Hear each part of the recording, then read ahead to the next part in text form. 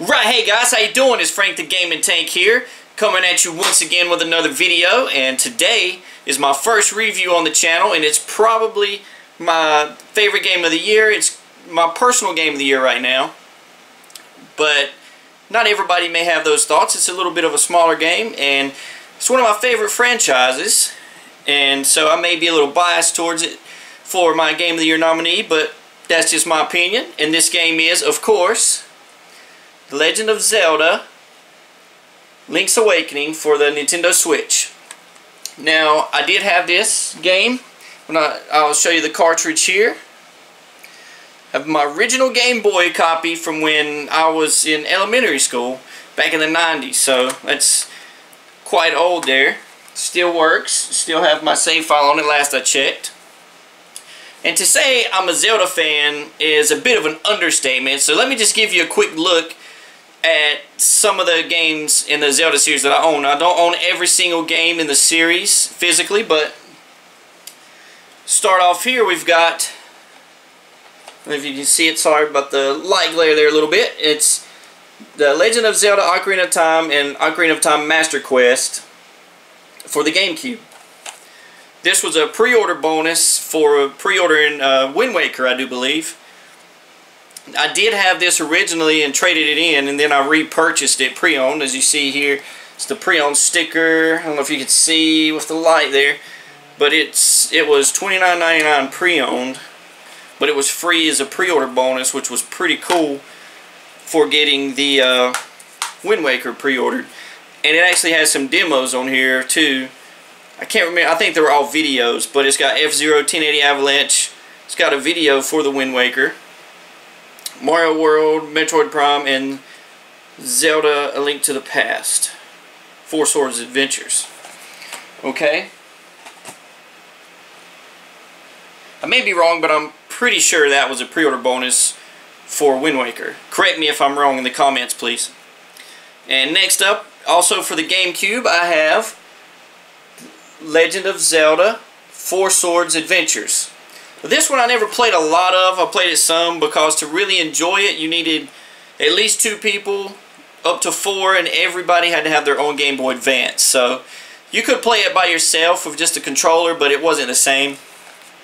It wasn't as fun as playing with other people. I did play it a little bit with 2 players, but never more than 2 players because everybody had to have a Game Boy Advance and the link cable, so it was a little difficult, okay?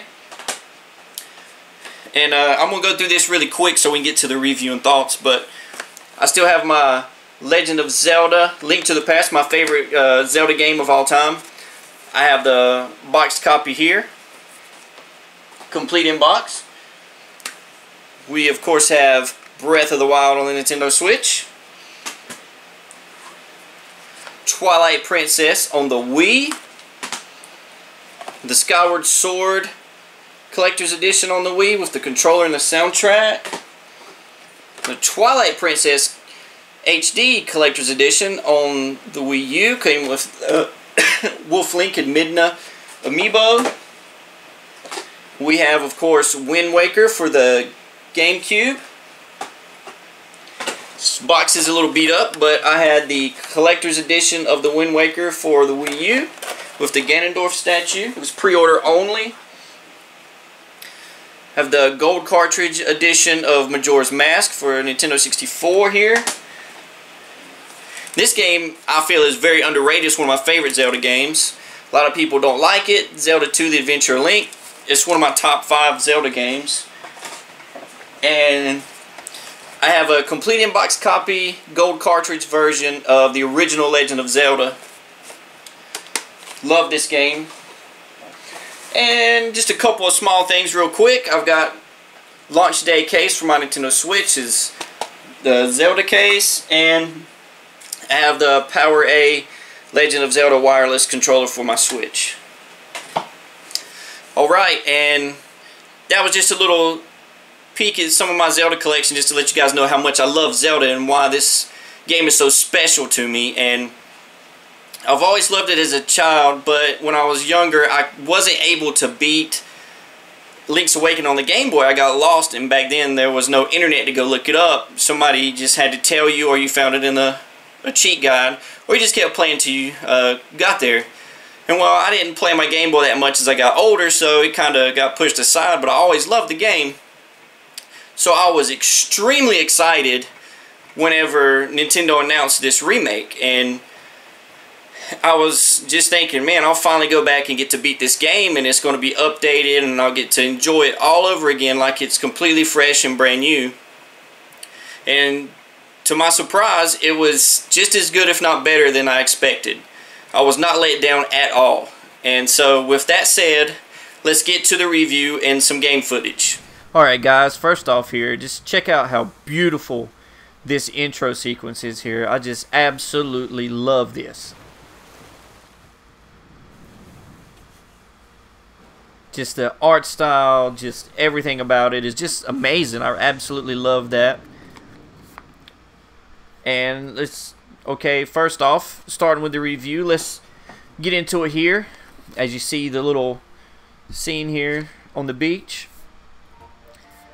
Let's talk about the graphics of the game. Okay, I came into the game, I wasn't expecting too much, you know. I thought maybe it'd run at 1080p, but from some other sites like Digital Foundry and some other places, they've said it runs in 720p docked and under 720p when in handheld. But the art style, it really doesn't look bad at all. It's not very blurry or anything like that. It does have jagged edges really bad when you look at it on your TV. But as you get into the game, it's just really fun and you don't really pay much attention to it. It's nothing game breaking, anything like that. It's actually a very gorgeous game. I love the art style. I love the way just it all looks. It has some technical shortcomings, but they're easily overlooked, and it's a very good looking game.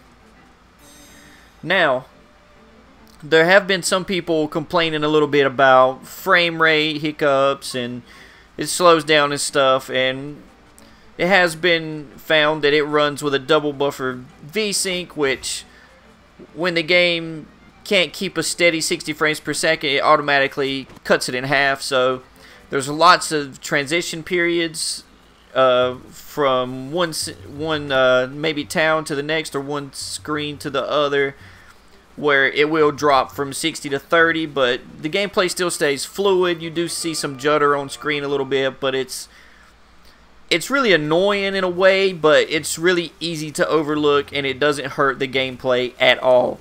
Your controls don't feel sluggish from it, nothing like that. It's just a visual hiccup, which is easily overlooked. You know, I wish they would have had it at a lock 60 or either a lock 30, but I'm happy with it. It's either way. It probably would have been better with a locked frame rate for most people, but I easily overlooked it and still had fun with the game. Alright, now let's get into the sound of the game. The sound for the game is really good. There's lots of places in the game where you have to figure out puzzles with sound cues. If you get the compass and you walk into a room and there's an item in there, it'll give you a chime letting you know that there's an item still in that room that has to be found. And if you don't see it offhand, then it's probably a puzzle you have to figure out in the room. There's certain ones where you have to defeat enemies in a certain order or move blocks around. There's even some where you just stand in a certain spot on the floor and things like that. So the sound is really key to the game. And I played most of the game, well, I'd say about half of the game on the Nintendo Switch Lite, and it was still, the sound quality was great. I didn't see any discernible difference or anything like that from the regular Switch. And of course it doesn't have rumble, so it relies on the sound heavily there. And if I can remember correctly, the Game Boy version had a lot of sound in it too, sound cues and stuff. And the music is some of my favorite in the entire Zelda series. It may be my favorite soundtrack in the Zelda series. I didn't realize how much I loved it, and when I was a kid and played the original game, I absolutely loved the music then, but it hit me in a different way as I got older, you know, a little bit of nostalgia and stuff like that. But it's classic Zelda music remixed. It's a gorgeous soundtrack. It really fits the mood of the game, and I've been humming it to myself ever since I played the game. It's that good. The sound effects are great. There's no sound compression that you really hear that much or anything like that. It's just quality sound. Okay, let's move on to controls. As far as the controls in the game go, it controls like Link to the Past or Link's Awakening did back in the 16-bit era in the 90s. This is your typical top-down Zelda. You have your Pegasus shoes, your shield. The only difference is they did change a few things in the controls where you have 2 items at a time now, but certain items like the bracelet and stuff like that, they help you pick up heavy items. Those are always equipped now instead of having to switch back and forth. But you do have to switch between your shovel, bow and arrow, hook shot, things like that while you're playing. So they did improve it a little bit, but in order to keep the game traditional in a way, they still kept it where you had to switch between items a little bit for puzzles, things like that, and to make it somewhat like the original game. But it's not really that annoying or anything. I overlooked it pretty easily. Some people may become annoyed by the fact that they have to constantly switch between certain items back and forth, but not really that big of a deal. The controls are smooth, they're fluid. I played on a Power A wireless controller when I played on the TV. Controlled great, no issues. I didn't have any problems with the Joy-Con, or whenever I played on the Switch Lite. It just felt very smooth, controlled great, and that's that for the controls. Now, as far as the game's length and stuff goes, there are some people who think maybe the game's not worth $60 because it's not as long as, say, Breath of the Wild, where you can get easily 100+ hours out of in a single playthrough. If you want to do everything, probably a few hundred hours out of it if you want to 100% the game.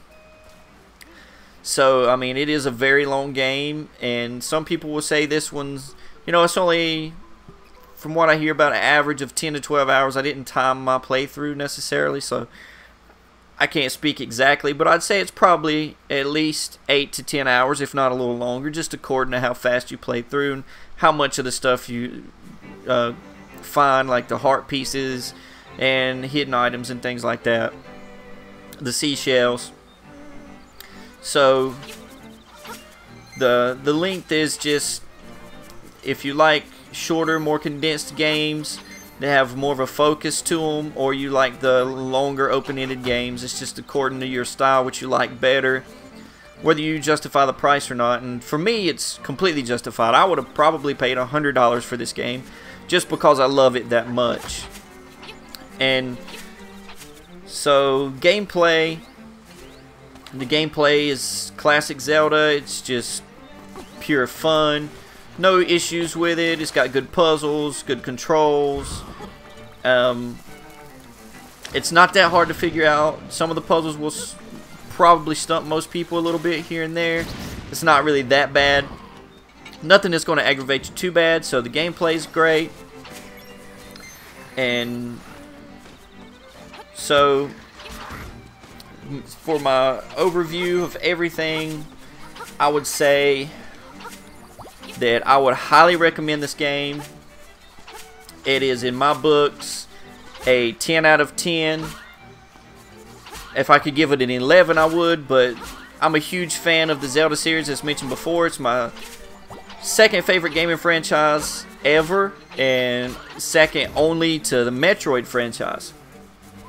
So I'm really love some of Nintendo's franchises. Is growing up, like Super Metroid is my favorite game ever. Zelda Link to the Past is my second favorite game of all time. So yeah, and so highly recommend the game for anybody that's a fan of the Zelda series, or just a fan of Nintendo games in general, or open world action adventure RPGs. Alright guys, so that's my review for Legend of Zelda Link's Awakening for the Nintendo Switch.